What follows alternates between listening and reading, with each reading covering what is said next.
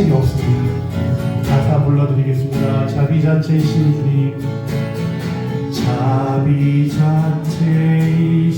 주님, 저의 비천함과 저의 무능함을, 저의 비천함과 저의 무능함을 자비로우신 주님께, 자비로우신 주님께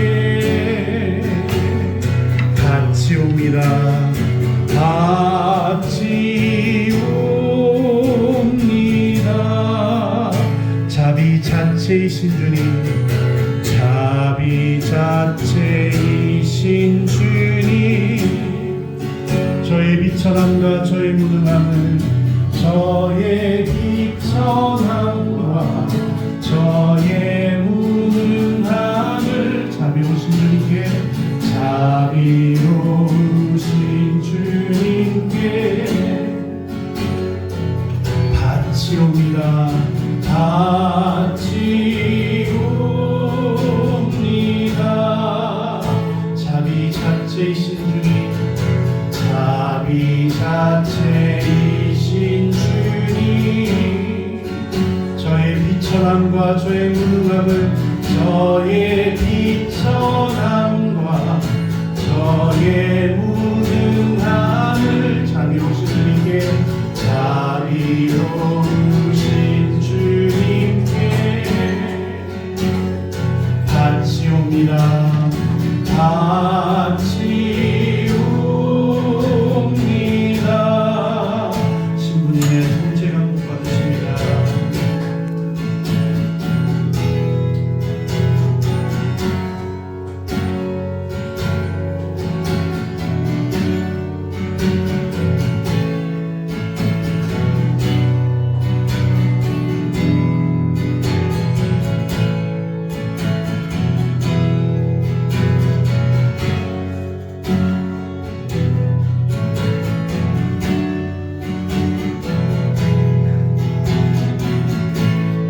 자비자체이신 주님, 자비자체이신 주님, 저의 비천함과 저의 무능함을, 저의 비천함과 저의 무능함을 자비로우신 주님께, 자비로우신 주님께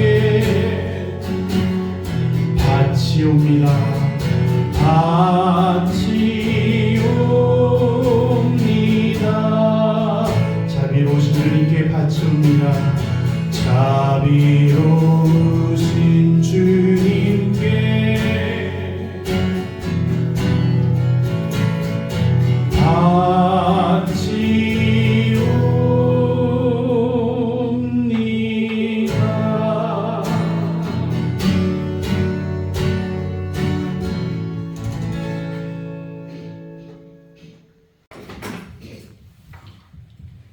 사무엘기 상권의 말씀입니다. 그 무렵 사무엘이 하느님의 궤가 있는 주님의 성전에서 자고 있었는데 주님께서 사무엘을 부르셨다. 그가 예 하고 대답하고는 엘리에게 달려가서 저를 부르셨지요. 저 여기 있습니다 하고 말하였다. 그러나 엘리는 나는 너를 부른 적이 없다. 돌아가 자라 하였다. 그래서 사무엘은 돌아와 자리에 누웠다. 주님께서 다시 사무엘을 부르시자 그가 일어나 엘리에게 가서 저를 부르셨지요. 저 여기 있습니다 하고 말하였다.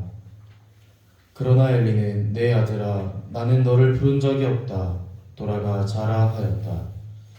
사무엘은 아직 주님을 알지 못하고 주님의 말씀이 사무엘에게 드러난 적이 없었던 것이다. 주님께서 세 번째로 다시 사무엘을 부르시자 그는 일어나 엘리에게 가서 저를 부르셨지요. 저 여기 있습니다 하고 말하였다. 그제야 엘리는 주님께서 그 아이를 부르고 계시는 줄 알아차리고 사무엘에게 일렀다. 가서 자라. 누군가 다시 너를 부르거든 주님 말씀하십시오. 당신 종이 듣고 있습니다 하고 대답하여라. 사무엘은 돌아와 잠자리에 누웠다. 주님께서 찾아와 서시어 아까처럼 사무엘아 사무엘아 하고 부르셨다. 사무엘은 말씀하십시오. 당신 종이 듣고 있습니다. 하고 말하였다. 사무엘이 자라는 동안 주님께서 그와 함께 계시어 그가 한 말은 한마디도 땅에 떨어지지 않게 하셨다. 주님의 말씀입니다. 하나님 감사합니다.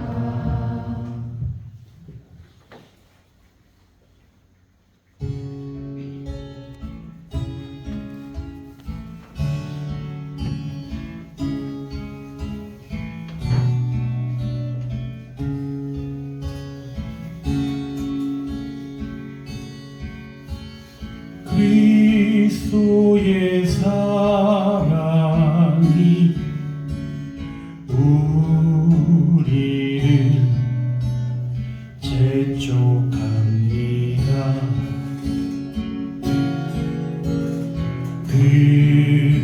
그리스도의 사랑이 우리를 재촉합니다. 그리스도의 사랑이 그리스도의 사랑이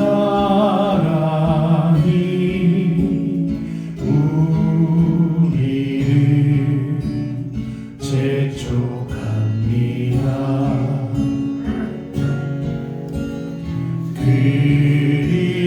그리스도의 사랑이 우리를 재촉합니다.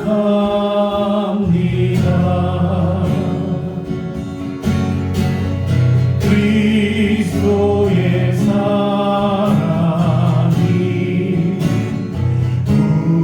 우리를 재촉합니다.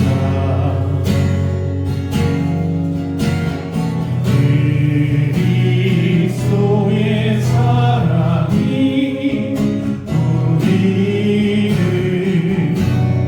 재촉합니다. 홍익으로 하십니다.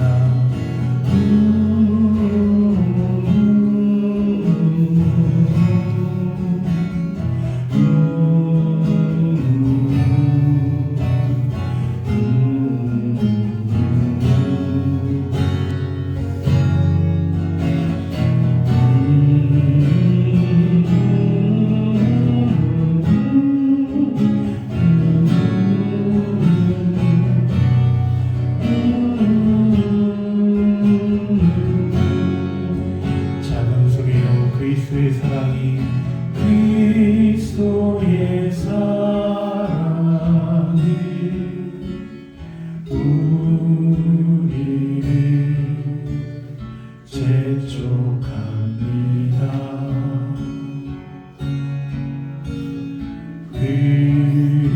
그리스도의 사랑이 우리를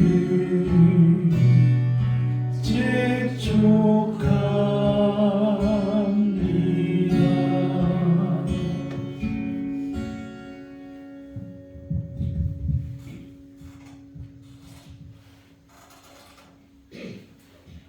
사도 바오로의 고린토 일서 말씀입니다.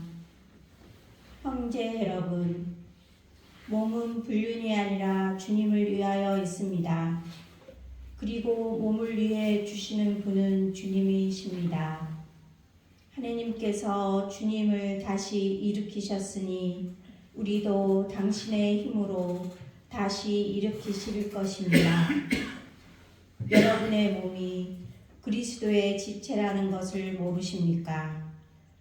주님과 결합하는 이는 그분과 한 영이 됩니다. 불륜을 멀리하십시오. 사람이 짓는 다른 모든 죄는 몸 밖에서 이루어지지만 불륜을 저지르는 자는 자기 몸에 죄를 짓는 것입니다. 여러분의 몸이 여러분 안에 계시는 성령의 성전임을 모르십니까?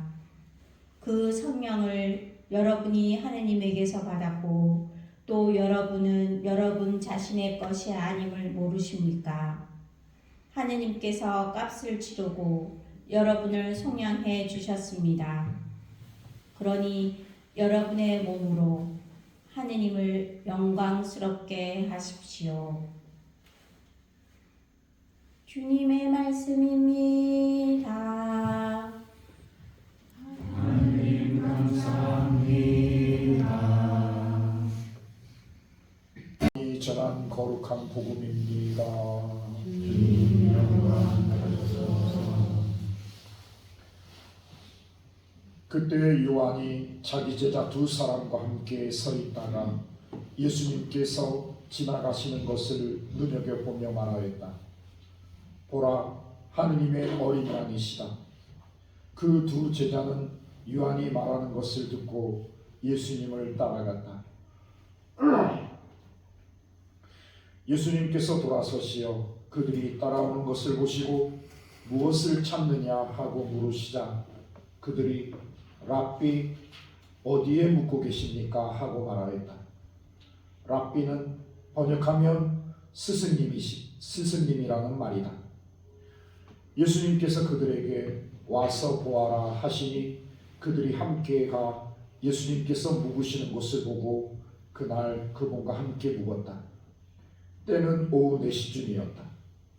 요한의 말을 듣고 예수님을 따라간 두 사람 가운데 하나는 시몬 베드로의 동생 안드레아였다. 그는 먼저 자기 형 시몬을 만나 우리는 메시아를 만났소 하고 말하였다. 메시아는 번역하면 그리스도이다. 그가 시몬을 예수님께 데려가자 예수님께서 시몬을 눈여겨보며 이르셨다. 너는 요한의 아들 시몬이구나. 앞으로 너는 케파라고 불릴 것이다. 케파는 베드로라고 번역되는 말이다. 주님의 말씀입니다. 그리스도님 찬양합니다. 이제 주님 가방에서 물 한두 번 갔는데 첫날 주님이 감기를 퉁 걸려서 나는 막 약 올렸지요. 근데 두 번째 날 미사 성령을 주님이 딱 하던 날 원사태 그래서 감기 걸린 성령을 마셨더니만 제가 감기를 퉁 걸려가지고 남이 안 되는 꼴을 좋아하면 안 되겠구나. 지금 아주 늘 무심포를 철저히 지금 음보의 보상을 받고 있습니다.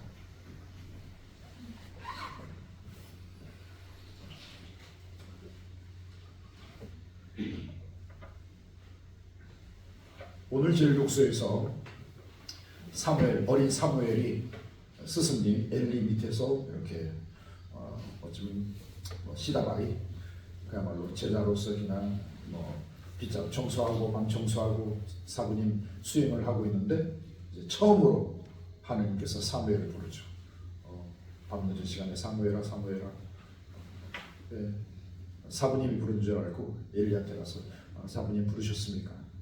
나는 너를 부른 적이 없다.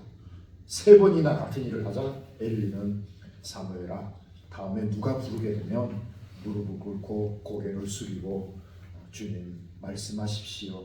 당신 중이 듣고 있습니다 라고 응답하면 이제 주님께서 너에게 예언의 말씀을 내리실 거다. 일명 소명상하라고 합니다. 하느님으로부터 어쩌면 소명을 받는 그 얘기를 얘기하는 거죠. 오늘 복음은 이제 안드레아가 원래 세례자 요한의 제자였잖아요. 근데 이제 세례자 요한은 이제는 나를 따를 것이 아니라 이제 나의 시대는 끝났다. 근데 그 시대에 끝난 것은 누군가에게 성령이 내리는 것을 보면 그 사람이 메시아라는 징표이니 그 사람을 위해서 네가 할 역할은 거기까지다. 근데 예수님께 성령이 내리는 걸 보고 또 어쩌면 이분이 메시아라구나. 근데 내가 세례를 오히려 이분한테 받아야 될 텐다면서 자기 직무 메시아에게 세례를 줌으로 인해서 이제 세례자 요한의 시간 막으려고 하죠. 그러면서 안드레아 그리고 또 제자들에게 이제는 나를 따를 것이 아니라 저분을 따르라. 그래서 안드레아가 예수님 졸졸 쫓아가는데 누구를 찾소? 뭘로 하시오? 우리 사부님이 선생님을 따라가고 있습니다. 선생님 묵으시는 곳이 어디십니까? 와서 보라. 그러면서 하룻밤 안드레아와 세례 요한의 제자가 예수님과 함께 머물고 뭘 봤는지 뭘 체험했는지 얘기는 없어요. 근데 우리는 알 수 있어요. 부활하신 예수님이 제자들에게 나타나서 했던 그 모습이 그대로입니다. 부활한 예수님이 제자들과 어떤 관계에 있어요? 부활하시기 전에 예수님 잡혔을 때 제자들은 다 도망갔잖아요. 그럼 인간적으로 스승님을 놔두고 배반하고 다 도망가? 일로 와. 눈탱이 밤탱이. 이게 인지상정인 것을 예수님은 왜 도망갔어? 왜 나를 배신했어? 추궁하거나 따지지 않고 밥 먹었냐? 춥지? 와서 불 때라. 그리고 빵 주죠. 그리고 지나간 모든 것들에 대한 의미성을 설명해주는, 마치 엠마오의 제자들에게 십자가의 예수님 뭐 이런 것들 다 얘기해줬던 것들, 구약을 설명해주고 이사야서를 설명해주고 고난받는 야훼의 종을 설명해주고 하면서 메시아가 고난을 받아야 되고 세상의 모든 죄값을 대신해서 십자가에 죽어야 되고 그 순수한 희생제사가 세상의 모든 죄를 용서하는, 그리고 그 계약은 세상 끝날까지 영원히 유효하다는 당신 사랑, 당신이 받은 소명을 얘기해 줌으로 인해서 얼마만큼 우리가 뜨거웠던가. 그리고 이분이 말씀은 나는 섬김을 받으러 온 것이 아니라 제자들의 발을 씻는 모습처럼 불을 떼주고 빵을 나눠주고 말씀을 하고, 한마디로 섬김 그 자체, 사랑은 따뜻한 감동이었고 배려였고 섬김이었고, 그걸 체험했겠죠. 우리는 그냥 성경의 다른 내용을 가지고 유추할 수 있습니다.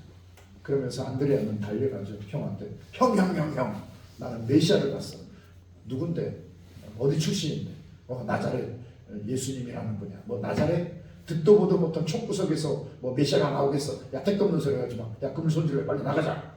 형, 나 목숨 걸었거든.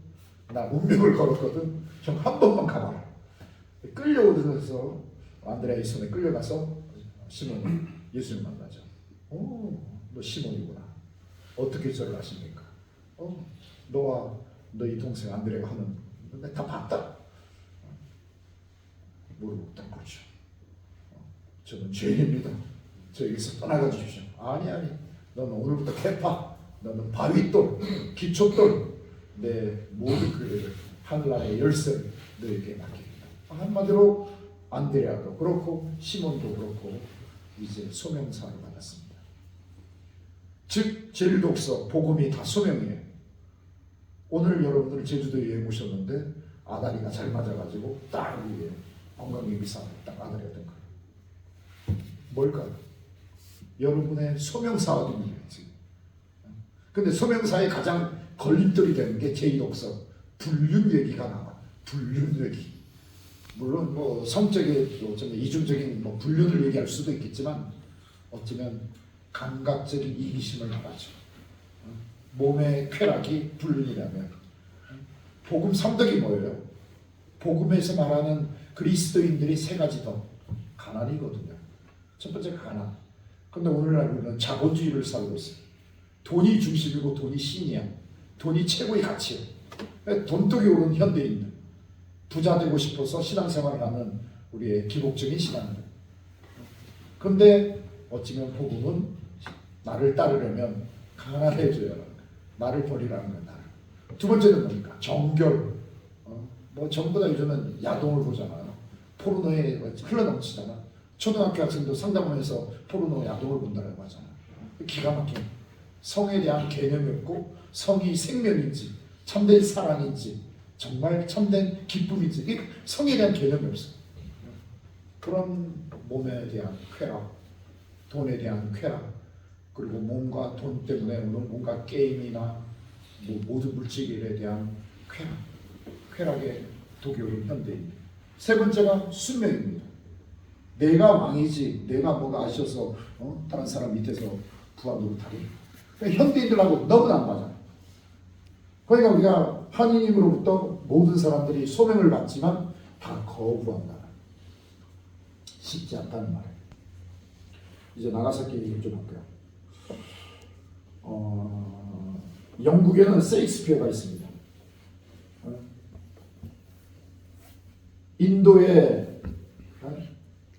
인도를 포기할지언정 세익스피어를 우리는 포기 못한다. 영국인들이 세익스피어에 대한 자부심입니다. 우리 인도가 영국의 노예 속주였잖아요. 우리 인도 포기해. 인도 너희들 독립해. 근데 너네가 세익스피어를 데려가겠다면 우리는 세익스피어는 절대로. 마찬가지로 일본에게는 나가이 다카시라는 인물이 있습니다. 우리 일본에는 나가이 다카시는 절대로 다른 나라에 팔 수 없어. 다른 나라의 숙주가 될지언정. 그 나가이 다카시가 누구냐? 나가사키 히로시마에 1차 폭격이 있었고 2차 이제 나가사키에 폭격이 있었습니다. 1945년 8월 9일 아까 11시 2분에 나가사키가 이렇게 동그랗게 돼 있어요. 바다로부터 해서 바닷물이 딱 들어오는데 이 주변이 항아리처럼 이렇게 주변이 다 산으로 됐기 때문에 이 지상 500m 상공에서 핵폭탄이 터졌습니다. 그래서 4,000도의 불이 순간적으로 확 공기를 빨아들이면서 어쩌면 4,000도의 화상으로 후폭풍으로 다 날려버리는 거예요. 의사입니다. 핵을 공부하는 의사. 핵으로 이른바 우리가 핵으로 된 거 MRI로부터 X선으로부터 다 그 병원 원장인 거예요. 대학 교수입니다. 이렇게. 그런데 11시 2분에 후폭풍으로 인해서 본인도 기절했다가 깨어나.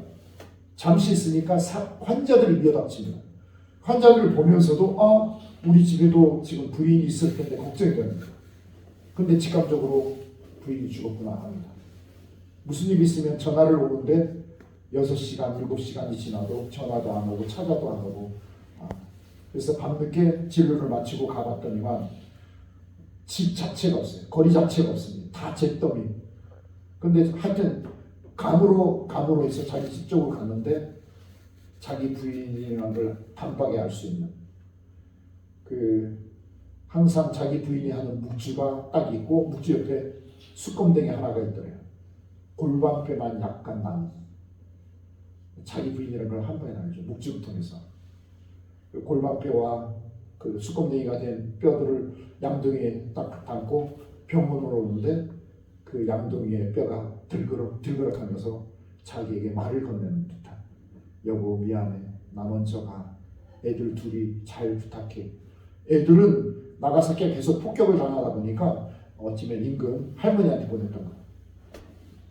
그래서 어찌면 다음날 애들을 데리러 갔고 아빠 하면서 엄마는 물어보는데 차마 엄마가 어떻게 된지 이러면서 가자. 그래서 할머니 품에서 뭐야말로 잿더미가 된 오죠.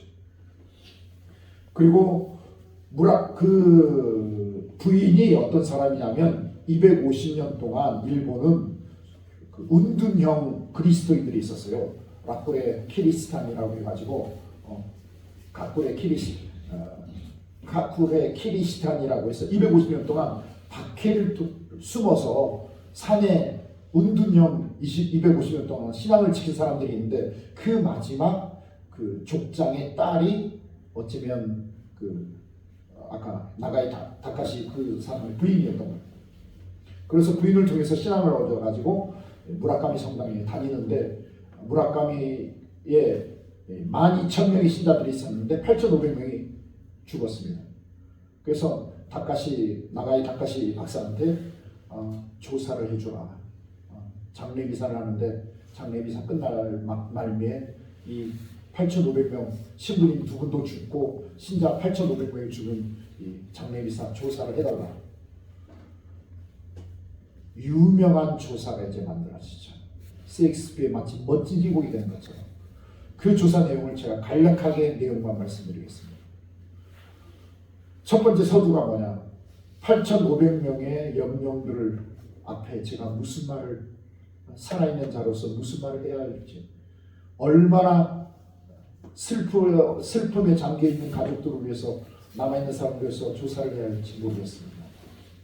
근데 우리의 슬픔만이 다일까요?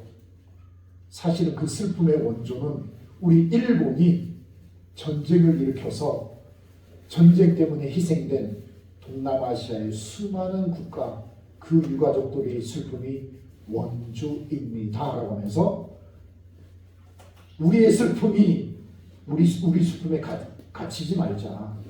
우리의 슬픔 이전에 우리가 전쟁의 가해자로서 우리가 전쟁을 일으킨 그래서 동남아에 죄도 없이 전쟁 때문에 희생된 수많은 사람들의 가족들의 슬픔이 먼저 있었다는 것.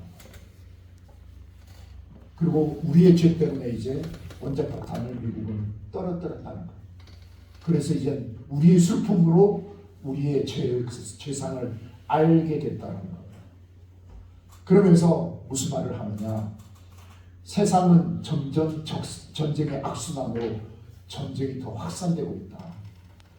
하나님 앞에 우리는 차마 전쟁에 대한 어떤 징벌을 받아야 할지 몸둘 바를 모르겠다. 그래서 하나님한테 정말 전쟁을 멈춰달라고 참평화를 달라고 제사와 기도를 바쳐야 되는데 재물이 필요하다는 거예요. 그럼 누구를 바칠까? 일본의 군인들을 바칠까? 아니다. 우리 일본은 400년 동안 신앙의 박해를 피해서 정말 신앙을 지켜왔다. 무라카미의 그 신자들이 400년 박해 속에서도 끊임없이 신앙을 지킨 순수한 신자들이고 정말 하느님의 의화선을 실천하는 사람들이다. 그 사람들은 죄도 흠도 없었다. 그 사람들이 이제 평화를 위한 살아있는 제물이 되어서 오늘 우리가 봉헌하게 되었다. 남아있는 우리는 죄인들이다. 이제 우리에게는 험난한 포츠담 회담으로부터 시작해서 패배국으로서 승전국 또 주변에 피해를 끼친 국민들한테 우리는 보상을 해야 될 거고 욕을 들을 거고 철저하게 폭탄과 전쟁에 참화가 된 것들을 위해서 재건을 위해서 우리는 피땀을 흘려야 될 거다. 그러나 우리는 정말 아까 8,500명의 그 순수한 제사를 드리는 그 사람들의 그 기도에 힘입어서 하루하루 평화를 위한 희망에 어쩌면 재건을 할 거다. 주님, 이들의 목숨을 보시어 저희들의 죄를 용서해 주십시오. 그리고 가해자, 피해자 모두에게 참 평화의 희망의 표징을 분명히 새기게 해주십시오. 주님, 세상을 떠난 모든 이 전쟁 희생자들에게 영원한 안식을 주십시오. 이게 조사예요.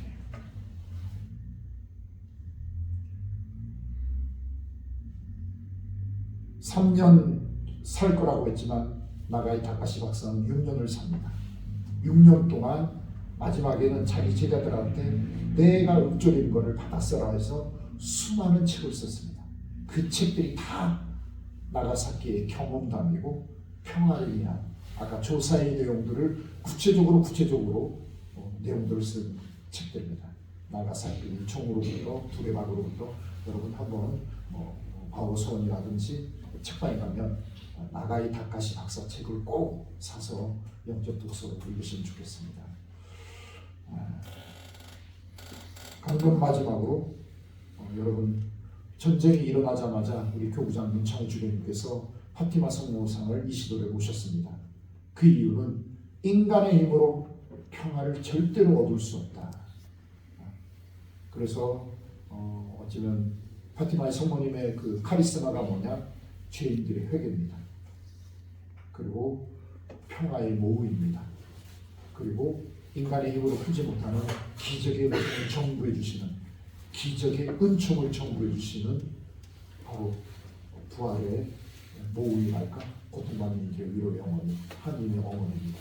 그래서 세계 평화를 위해서 또 새해를 맞이해서 여러분들이 장면적으로 재난적으로 풀리지 않는 우리의 물질적인 몸에 대한 현세적인 그 집착과 무질서의 애착에 대해서 주인들의 회개, 참된 평화, 또 기적의 은총을 청구해 주신 성모님께 촛불 봉헌하시면서 올 한 해 봉헌하시면서 오늘의 이 미사가 살아있는 정말 아까 나가이 다카시 박사의 기도처럼 정말 순수한 우리의 기도를 바치는 건재물이 되기를 희망합니다.